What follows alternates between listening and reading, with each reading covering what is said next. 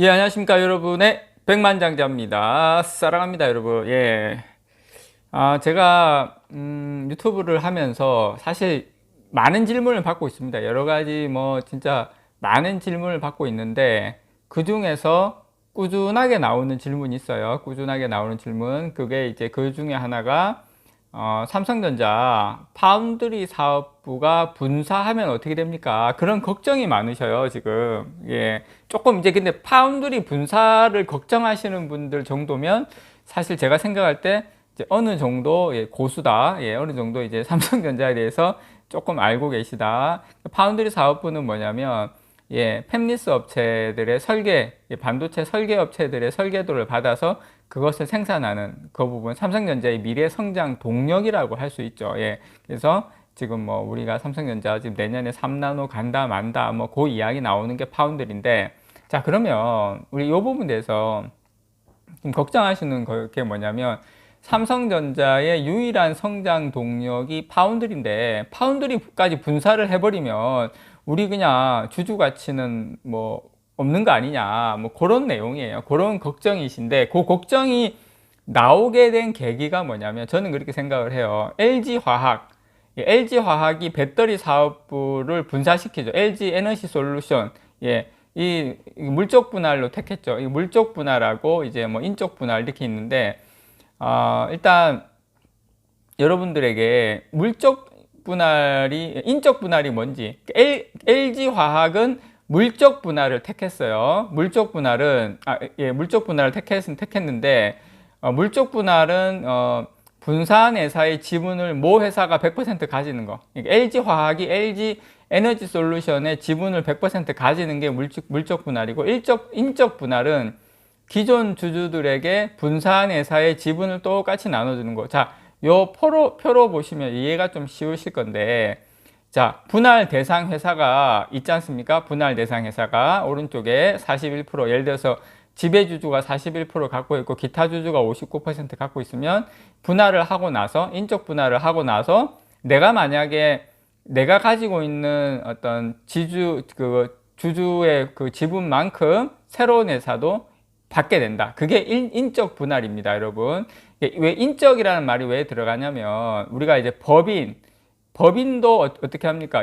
개인, 주주 같은 경우에는 법인이든 개인이든 사람 인자가 들어가잖아요. 그래서 사람에게, 주주의 권리가, 그런 주주의 권리가 사람에게 넘어간다. 그래서 인적 분할입니다. 이게 쉽게 설명하면 이렇게 되네요. 물적 분할은 뭐냐? 요걸 좀 이해하고 가셔야 돼가지고. 자, 물적 분할은 지배주주가 있고 기타 주주가 있죠. 자, 분할 대상 회사가 있습니다. 그래서 이제 분할을 시키면 100%저 밑에 있죠. 100% 자회사로 설립이 되는 거. 무슨 말이냐면 삼성전자의 100% 자회사가 되는 겁니다. 분할을 시켜버리면. 근데 100% 자회사 되면 괜찮은 거 아니에요? 근데 이제 여기서 또 문제가 발생해요. 그러니까 이 귀속이 어떻게 되냐면, 그 지배주주의 회사, 그러니까 원래 원 회사의 자회사로 되다 보니까 여기서 다시 이 회사가 출자를 한다거나 여러 가지 이렇게 해가지고 해버리면, 새로운 투자자들에게 신주 인수권부 사채라든지 전환 사채 이런 걸 발행해서 일반 주주가 섞여 있다면 큰 반발을 하겠지만, 그렇게 해가지고 이제 물론 기업 입장에서는 자금을 조달하는 것도 있지만, 그렇게 해서 이제 주주하고는 상관없이 좀 이게 조금 이제 주주에게는 안 좋죠. 이제 100% 완전히 없어지는 건 아니지만 좀 주주에게는 안 좋습니다. 자, 여기서 우리가 이제 고민해야 되는 부분은 뭐냐면, 자, 삼성전자가 향후에 만약에 파운드리 사업부를 분사를 했을 때, 자, 그러면 어떤 방법을 택할 거냐, 삼성전자가. 여러분, 어떤 방법을 택할 것 같습니까? 저는 사실 이 부분에 대해서 저 개인적인 의견입니다만은, 여러분 생각해 보세요. 자, 삼성전자의 최대 주주가 누굽니까, 여러분? 삼성전자 최대 주주가, 물론 일단 외국인이죠. 외국인이 50% 이상, 51%, 이번에 거의 51.6%인가 지분을 가지고 있던데, 모건스탠리, 골드만삭스, 이렇게 쭉쭉 가겠죠. 자, 이 얘네들이 51% 넘게 가지고 있어요, 여러분. 삼성전자를. 자, 국민연금이 몇 퍼센트 가지고 있는지 아십니까? 국민연금이 한 9% 정도 가지고 있어요, 국민연금이. 자, 그 다음에 동학 개미, 예, 우리가 한 13에서 14% 정도 들고 있어요. 물론 나중에는 어떻게 될지 뭐 삼성전자 뭐 주가 막 팡팡 40만 원, 50만 원 가고 이러면 이 비율은 줄어들 수는 있습니다. 예전에 삼성전자 100만 원 가면서 개인 투자자 비율이 상당히 많이 줄어들었거든요. 주가가 올라가면서 개인 투자자들의 비중이 줄어들 수는 있지만 이게 또 0.1주 뭐 이런 게 되면 그 비중이 그렇게 많이 안 줄어들 수도 있어요. 삼성전자 뭐 60만 원, 70만 원 가도 0.1주, 예, 60만 원 가도 6만 원 있으면 한 주 살 수 있으니까 배당금도 원래 100% 받으면 10% 받으면 되니까 가능한데 여러분 생각해 보세요. 국민연금이 가만히 있겠습니까? 첫째. 아니, 외국인이 가만히 있겠습니까? 물적 분할을 하면, 예, 100% 자회사로 편입시키면 물적 분할 외국인도 가만히 안 있을 뿐더러 국민연금도 저는 가만히 안 있다고 생각해요. 더불어 우리 동학개미 가만히 있겠습니까? 이 주주총회 이걸 통과시켜야 되는데 통과시킬 수 있겠습니까? 저는 개인적으로 다른 회사, 뭐 LG화학이라든지 SK이노베이션은 우리하고는 좀 성격이 다르다고 봐요. 여기는 저는 그래서 만약에 분사를 시킨다면 삼성전자가 지금까지 이야기한 주주 친화 정책, 계속 주주총회 때마다 주주 친화 정책 해가지고 우리가 배당금도 이렇게 분기마다 3년마다 주는 것을 3년에 한 번 주는 거를 이제 해마다 주겠습니다. 그리고 우린 그저 주주 친화하면서 이제 또 분기 배당도 하고 이렇게 삼성전자가 계속 주주 친화 정책의 방향으로 가고 있는 회사인데 주주들한테 손해가 가는 물적 분할. 근데 물적 분할 한다고 해서 100% 손해가 가는 건 아닌데 이제 일반적으로는 좀 그렇게 흘러가기 때문에 그런데 저는 개인적으로 예, 일단 우리가 인적 분할이 주주한테는 유리하고 예, 그러니까 분할을 한다고 해서 무조건 주주한테 나쁘냐? 그건 아니에요, 여러분.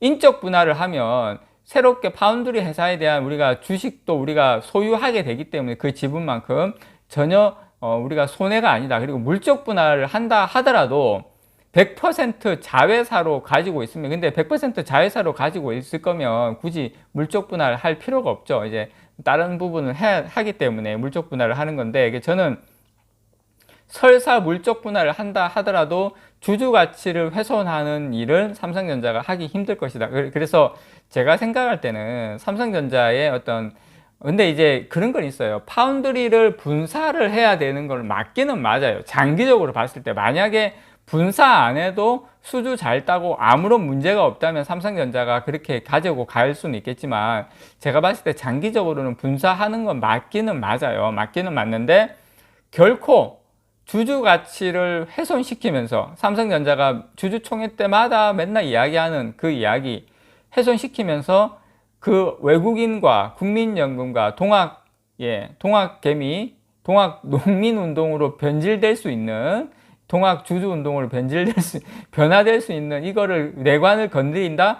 제가 총 맞지 않는 이상은 저는 그런 결정은 하지 않는다고 생각을 합니다, 여러분. 저는 그렇게 생각을 해요. 엄청난 국민적 저항에 부딪히게 될 겁니다. 다른 회사하고는 달라요. LG화학이라든지 SK이노베이션하고는 저는 성격이 좀 다르다고 봐요. 그래서 이 부분에 대해서는 여러분들께서 그리고 이거 너무 미래의 일이고 물론 장기 투자자 하시는 분들한테는 신경 쓰이는 부분이긴 하겠지만 저는 이 부분은 조금 제가 생각할 때 이게 최소 3년에서 5년 안에 있을 일은 아니다라는 생각을 해요. 그래서 여러분께서 너무 지금 앞서서 걱정하실 일은 아니고 그리고 분할을 한다 하더라도 인적 분할과 물적 분할 중에 개인적인 생각입니다만은 저는 인적 분할을 택할 가능성이 더 높아 보인다. 만약에 반대가 너무 심할 것 같으면 아예 분할을 안 하면 안 할지언정 한다 하더라도 인적 분할로 갈 확률이 높다. 저는 개인적으로 그렇게 생각을 합니다. 너무